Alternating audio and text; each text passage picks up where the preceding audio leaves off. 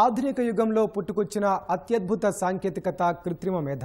మానవ జీవితాన్ని అత్యంత సులభతరం చేస్తున్న ఈ పరిజ్ఞానం రాబోయే రోజుల్లో ప్రపంచ స్వరూపాన్ని మార్చేసే అవకాశం కనిపిస్తోంది.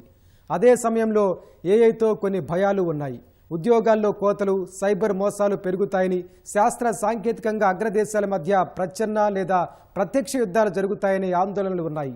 ఈ నేపథ్యంలోనే వీటన్నింటిపై చర్చించేందుకు ఫ్రాన్స్ రాజధాని ప్యారిస్లో కృత్రిమ మేధ కార్యాచరణ సదస్సు జరిగింది. సమ్మిళిత, పారదర్శక, నైతిక, భద్రత, విశ్వసనీయ వ్యవస్థగా ఏఐ అందుబాటులో ఉండాలని సంయుక్త ప్రకటన విడుదల చేశాయి. కానీ అమెరికా, యూకే ఆ ప్రకటనపై సంతకం చేసేందుకు నిరాకరించాయి. మరి ఈ సదస్సు వల్ల వనగూరిన ప్రయోజనం ఎంత? అమెరికా, బ్రిటన్ వైఖరి దేనికి సంకేతం?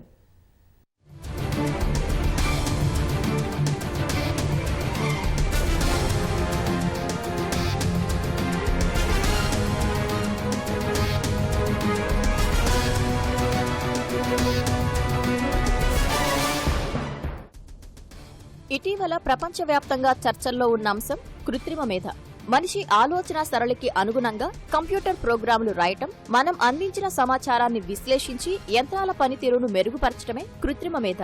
కావాల్సిన సమాచారాన్ని క్షణాల వ్యవధిలో అందించే వెసులుబాటు దీని సొంతం.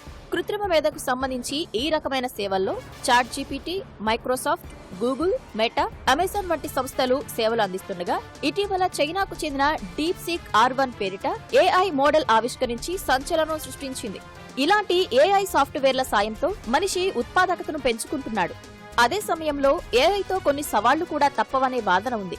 ఉద్యోగాల్లో కోతలు, సైబర్ మోసాలు పెరుగుతాయని, శాస్త్ర సాంకేతికంగా అగ్రదేశాల మధ్య ప్రచ్ఛన్న లేదా ప్రత్యక్ష యుద్ధాలు జరుగుతాయనే ఆందోళనలు వ్యక్తమవుతున్నాయి. ఇప్పటికే ఏఐ విషయంలో అమెరికా, చైనా మధ్య ఆధిపత్య పోరాటం మొదలైంది కూడా. ఈ నేపథ్యంలో ఏఐ అభివృద్ధి, పరస్పర సహకారం సహా సవాళ్లను అధిగమించడంపై ప్యారిస్ లో సోమ, మంగళవారాల్లో కృత్రిమ మేధ కార్యాచరణ సదస్సు జరిగింది. చర్చించిన అంశాలపై సంతకం చేసిన 50 దేశాలు ఓ సంయుక్త ప్రకటనను విడుదల చేశాయి.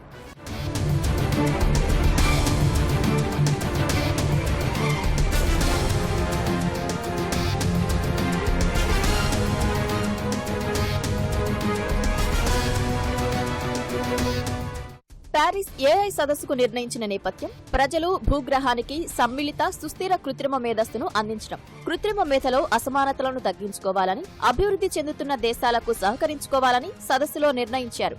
పెట్టుబడులు, ఇంధనం, ప్రైవేటు మౌలిక సదుపాయాలను పెంచాలని సదస్సు తీర్మానించింది. సదస్సు ప్రధానంగా 5 అంశాలపై దృష్టి సారించింది. ప్రజా ప్రయోజన కృత్రిమ మేధ, సామాజిక బాధ్యతతో కూడిన భవిష్యత్ కార్యాచరణ, సృజనాత్మకత, సంస్కృతి, కృత్రిమ మేధపై విశ్వాసం, అంతర్జాతీయ ఏఐ పాలనపై చర్చించారు. రాబోయే రోజుల్లో కృత్రిమ మేధ పరిజ్ఞానం కలిగిన మాల్వేర్లతో సైబర్ దాడులు ఎక్కువ జరిగే ప్రమాదం ఉందనే వార్తలు, డీప్ ఫేక్ వీడియోలు తయారు చేసి ఇటీవల చాలా మంది ప్రముఖులను ఇబ్బందులకు గురిచేస్తున్న నేపథ్యంలో ఏఐ భద్రతను ప్యారిస్ సదస్సు సంయుక్త ప్రకటనలో ప్రస్తావించారు. సమాచార సమగ్రతను కాపాడటంపై అన్ని దేశాలు దృష్టి సారించాలని, పారదర్శక ఏఐ కోసం పనిచేయాలని ఇందులో తెలిపారు.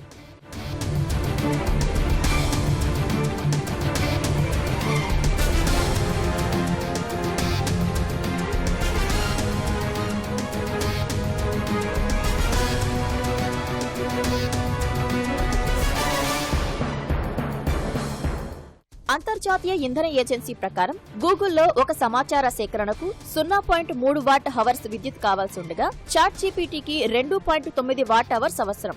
అంటే 10 రెట్లు ఎక్కువ.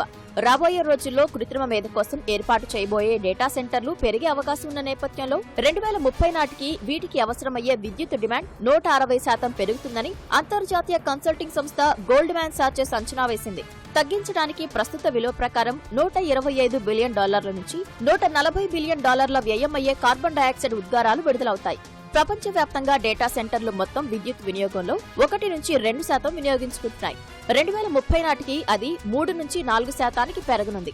అదే సమయంలో వినియోగదారులకు కృత్రిమ మేధ అందించేందుకు వసూలు చేసే ఛార్జీలు 21% పెరగనున్నాయి. ఈ నేపథ్యంలో మొదటిసారిగా ప్యారిస్ ఏఐ సదస్సు ఇంధన అవసరాల గురించి చర్చించింది. సంయుక్త ప్రకటన ఏఐ పర్యావరణంపై అంతర్జాతీయ చర్చలను ఆహ్వానించాలని, ఏఐ వల్ల ఇంధన రంగంపై పడే ప్రభావాన్ని నియంత్రించడానికి పర్యవేక్షక వ్యవస్థను ఏర్పాటు చేయాలని తీర్మానించింది.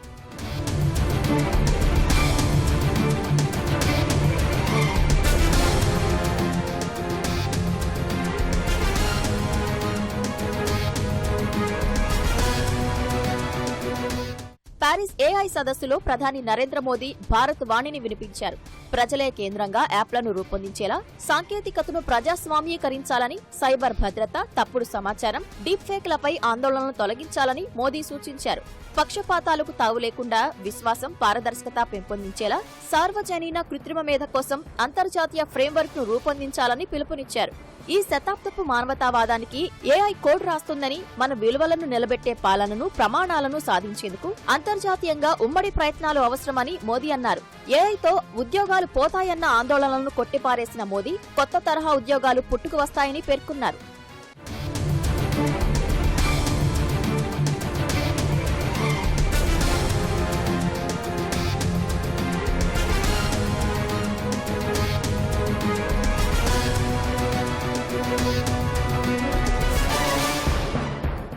AI is writing the code for humanity in this century. We must pull together resources and talent. We must develop open source systems that enhance trust and transparency. We must build quality data sets free from biases. We must democratize technology and create people-centric application. Loss of jobs is AI's most feared disruption. But history has shown their work does not disappear due to technology. Its nature changes and new types of jobs are created.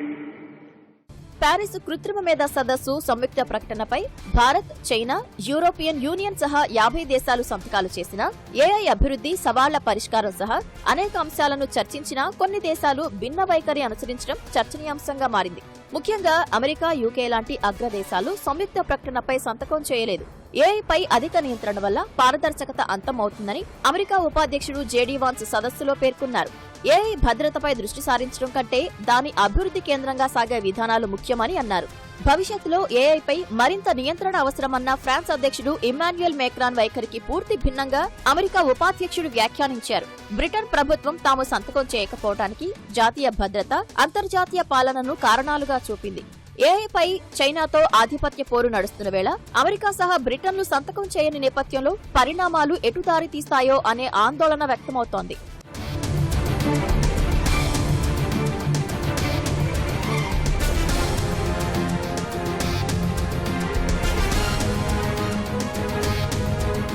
కృత్రిమ మేధో సదస్సులో వస్తున్న సమూల మార్పులతో అన్ని రంగాలలో కూడా, వ్యవసాయ రంగం కానీ, అగ్రికల్చర్ కానీ, ఇటు సర్వీస్ సెక్టర్ కానీ, ఇండస్ట్రీ సెక్టర్ కానీ పెను మార్పులు రాబోతున్నటువంటి నేపథ్యంలో దాని మంచి చెడులను లోతుగా విశ్లేషించుకొని ఆయా దేశాలు ఏ విధంగా విధానాల రూపకల్పన చేసుకోవడానికి, ఉమ్మడిగా కార్యాచరణను చేసుకోవడానికి, ఆయా దేశాల ఆర్థిక సమస్యలను, ఇబ్బందులను దృష్టిలో పెట్టుకొని వీటిని అడాప్ట్ చేయడానికి ఆస్కారం ఉంటుంది. కాబట్టి ఖచ్చితంగా ఈ మేధో సదస్సు ప్రపంచ దేశాలన్నిటి కూడా కొత్త నూతన ఒరవడిని, న్యూ డైరెక్షన్ని ఇవ్వడానికి మళ్ళీ పారిస్ నగరం వేదిక అయిందనిగా మనం భావించవచ్చు.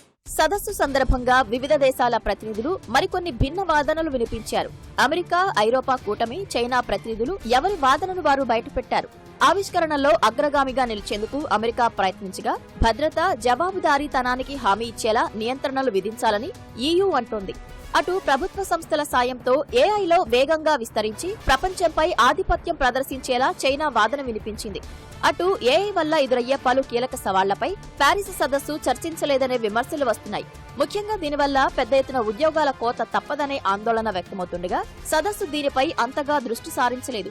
ఉద్యోగాల కోతకు ప్రత్యామ్నాయాలపై చర్చించలేదు. ఇక రష్యా ఉక్రెయిన్ యుద్ధం, పశ్చిమాసియాలో ఇజ్రాయెల్, హమాస్, హౌతీ పోరాటాల్లో ఆధునిక సాంకేతికతలు పరిస్థితిని మరింత ఉద్రిక్తంగా మారుస్తున్నాయి. ఇవి రాబోయే రోజుల్లో శాంతికి ముప్పు తెస్తాయనే ఆందోళన తీవ్రతరమవుతోంది. దీనిపైన ప్యారిస్ ఏఐ సదస్సు అంతగా దృష్టి సారించలేదు. ఇతర కీలక అంశాలపై చర్చ, అగ్రరాజ్యాల మధ్య ఆధిపత్య పోరుకు వేదిక కావటం వంటి పరిణామాలతో ప్యారిస్ ఏఐ సదస్సు భిన్న ఫలితాలనే సాధించింది. మరి చర్చించిన ఇతర అంశాలను పూర్తిగా అమలు చేస్తారా? ఏఐలో అగ్రరాజ్యాల మధ్య ఆధిపత్య ధోరణి ఇలాగే కొనసాగుతుందా అన్నది భవిష్యత్తే తేల్చనుంది.